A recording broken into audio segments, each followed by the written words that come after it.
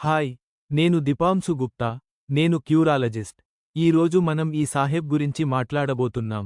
వీరికి కిడ్నీ మరియు యూరేటర్లో రాళ్ళు ఉన్నాయి. అందుకోసం వీరు తమ సమీప ఆసుపత్రిలో ఆపరేషన్ చేయించుకున్నారు. అక్కడ వీరి యూరేటర్ బిగుతుగా ఉండటం వల్ల యూరేటర్లో చాలా గాయాలు అయ్యాయి. అందువల్ల వీరు చాలా డిప్రెషన్లోకి వెళ్లారు. స్ట్రెస్లోకి వెళ్లారు. మాతో సంప్రదించారు.